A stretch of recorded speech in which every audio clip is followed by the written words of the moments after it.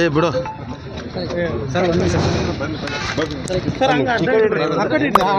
यहाँ से उसको जेल के अधिकारियों ने बाहर ले हॉस्पिटल का नाम बोलकर बाहर लिख जाकर 20,000 पे एक बार अमाउंट विड्रॉल किया सर, फिर एक बार 20,000, ऐसे करके 80,000 उसके अमाउंट विड्रॉल किया गया है सर उस कैदी के पास से, जो वो टाइम पे वो अंडर ट्रायल था और विदाउट कोर्ट परमिशन ये नहीं लेके जा सकते sir, that is totally illegal. और जेल में टोकन सिस्टम चलता है, पैसा नहीं चलता है sir, as per Karnataka prisons rule. हमको इन्फॉर्मेशन मिला है, जांच करने के लिए कौन बाहर लेके गया है, वो पैसा किसको दिया है, पूरा जांच करने के लिए हम होम मिनिस्टर के साथ बात करेंगे। हम भी लिख करके कंप्लेंट भेजेंगे। Thank you sir. 25ನೇ ತಾರೀಕು ಮಧ್ಯರಾತ್ರಿಯಲ್ಲಿ ಶ್ರೀಮತಿ ಇಂದಿರಾ ಗಾಂಧಿಯವರು ದೇಶದಲ್ಲಿ ತುರ್ತು ಪರಿಸ್ಥಿತಿ ಹೇರಿ ವಿರೋಧ ಪಕ್ಷದ ನಾಯಕರು ಸೇರಿದಂತೆ ಮಾಧ್ಯಮದವರು ಸೇರಿದಂತೆ ದೇಶದ ಉದ್ದಗಲಕ್ಕೆ 1,17,000 ಜನರನ್ನು ಮೀಸಾಬಂದಿಗಳಾಗಿ ಜೈಲಲ್ಲಿ ಇಟ್ಟಿದ್ರು. DIR ಬಂದಿಗಳಾಗಿ ಬಹುಶಃ 8-10 ಲಕ್ಷಕ್ಕೂ ಜನ ಜಿಲ್ಲಾ ಬಂದಿಖಾನೆಗಳಲ್ಲಿ ಜೈಲಿನಲ್ಲಿದ್ದರು. ಅವರು ತುರ್ತು ಪರಿಸ್ಥಿತಿ ಹೇರಿದ್ದು ತನ್ನ ಅಧಿಕಾರವನ್ನು ಉಳಿಸ್ಕೊಳ್ಬೇಕು ಅನ್ನುವಂಥ ಸರ್ವಾಧಿಕಾರಿ ಮನಸ್ಥಿತಿಯ ಕಾರಣಕ್ಕೆ ತುರ್ತು ಪರಿಸ್ಥಿತಿ ಹೇರಿದರು. ಆ ತುರ್ತು ಪರಿಸ್ಥಿತಿ ಸಂದರ್ಭದಲ್ಲಿ ವಿನಾಕಾರಣ ಕೇವಲ ಕಾಂಗ್ರೆಸ್ ಜೊತೆಗಿಲ್ಲ ಅನ್ನೋ ಒಂದೇ ಒಂದು ಕಾರಣಕ್ಕೆ ವಿಪಕ್ಷಗಳನ್ನು ಜೈಲಿಗಟ್ಟುವಂಥ ಕೆಲಸ ಮಾಡಿದರು. ಮೂಲಭೂತ ಹಕ್ಕುಗಳ ದಮನ ಆಗಿತ್ತು.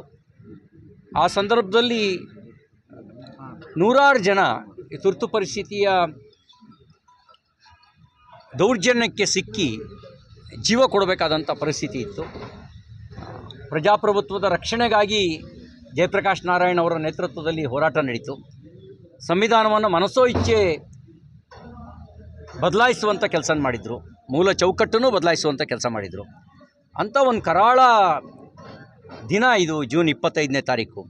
ಅಂಥ ಪರಿಸ್ಥಿತಿ ಮತ್ತೆ ನಮ್ಮ ದೇಶದಲ್ಲಿ ಬರಬಾರ್ದು. ಪ್ರಜಾಪ್ರಭುತ್ವ ಉಳಿಬೇಕು, ಸರ್ವಾಧಿಕಾರಿ ಮನಸ್ಥಿತಿ ದೂರ ಆಗಬೇಕು ಮತ್ತು ಸಂವಿಧಾನದ ಆಶಯಗಳನ್ನು ಬುಡಮೇಲು ಮಾಡ್ತಕ್ಕಂಥ ಕೆಲಸ ಕಾಂಗ್ರೆಸ್ಸಿಂದ ಏನಾಗಿತ್ತು ಅದು ಆಗಬಾರ್ದು ಅನ್ನೋ ಕಾರಣಕ್ಕೋಸ್ಕರ ಆವತ್ತಿನ ಕಾಲದಲ್ಲಿ ಜೈಲಿನಲ್ಲಿದ್ದರು. ಆ ಒಂದು ಕರಾಳ ನೆನಪಿಗಾಗಿ ಜನರಲ್ ಜಾಗರೂಕತೆ ಮೂಡಿಸೋದಕ್ಕೆ ಇವತ್ತು ನಾವು ಜೈಲಿಗೆ ಭೇಟಿ ಕೊಟ್ಟಿದ್ದೇವೆ. ಜಮೀರ್ ಅಹ್ಮದ್ ಮತ್ತೆ ಏರಿಕೆ ಆಗಿರುವಂಥದ್ದು ಈ ಕ್ಷಣ ಅಂದರೆ ₹2 ಏರಿಕೆ ಮಾಡಿದ್ದಾರೆ.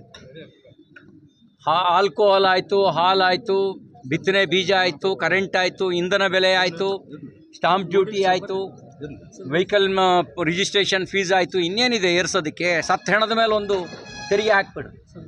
ಸತ್ತ ಹೆಣಕ್ಕೆ ದಫನ್ ಮಾಡೋದಕ್ಕೆ ಇಷ್ಟು ತೆರಿಗೆ ಅಂತ ಆಗಿಬಿಟ್ರೆ ಈ ಸರ್ಕಾರ ಕೋಟ್ ಹಾಕಿದ್ದಕ್ಕೆ ಜನಕ್ಕೆ ಸಾರ್ಥಕ ಆಗುತ್ತೆ. ಹಿಡಿ ಶಾಪ ಆಗ್ತಾಯಿದ್ದಾರೆ.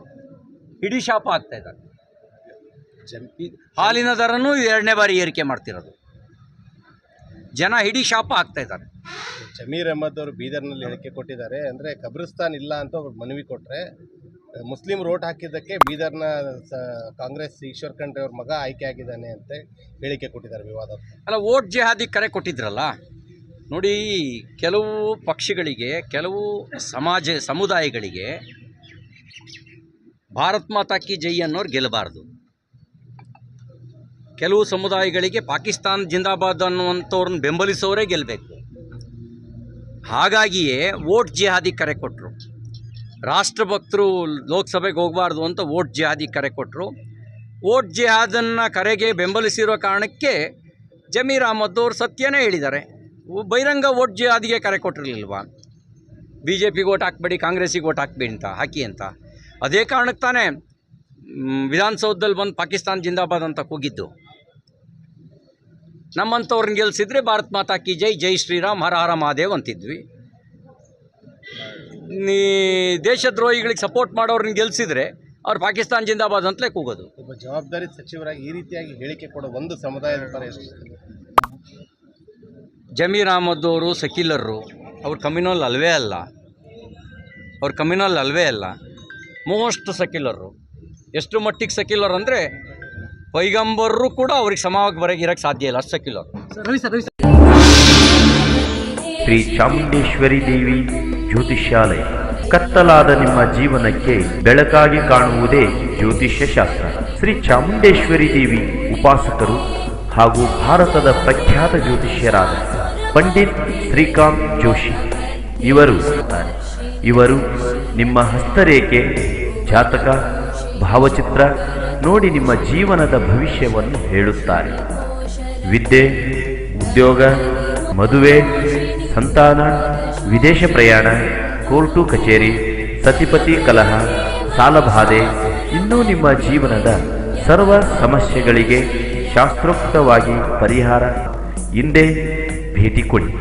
ವಿಶೇಷ ಸೂಚನೆ: ನೀವು ಹಲವಾರು ಜ್ಯೋತಿಷ್ಯರ ಬಳಿ ಕೇಳಿಯೂ ಕೂಡ ನಿಮ್ಮ ಸಮಸ್ಯೆಗೆ ಪರಿಹಾರ ಕಾಣದೆ ನಿರಾಶರಾಗಿದ್ದರೆ ಒಮ್ಮೆ ಭೇಟಿಯಾಗಿ ಫೋನ್ ಮೂಲಕ ನಿಮ್ಮ ಭೇಟಿಯ ಸಮಯವನ್ನು ಖಚಿತಪಡಿಸಿಕೊಳ್ಳಿ. ಸಂಪರ್ಕಿಸುವ ಸಮಯ ಬೆಳಿಗ್ಗೆ 9 ರಿಂದ ರಾತ್ರಿ 8 ಗಂಟೆಯವರೆಗೆ. ಸಂಪರ್ಕಿಸುವ ವಿಳಾಸ: ಶ್ರೀ ಚಾಮುಂಡೇಶ್ವರಿ ದೇವಿ ಜ್ಯೋತಿಷ್ಯಾಲಯ, ಪಂಡಿತ್ ಶ್ರೀಕಾಂತ್ ಜೋಶಿ, 2, ಗೋವಾ ಹೋಟೆಲ್ ಹತ್ತಿರ, ಬ್ರಹ್ಮಪುರ, ಗುಲ್ಬರ್ಗ. ಮೊಬೈಲ್ ಸಂಖ್ಯೆ 998033 394885.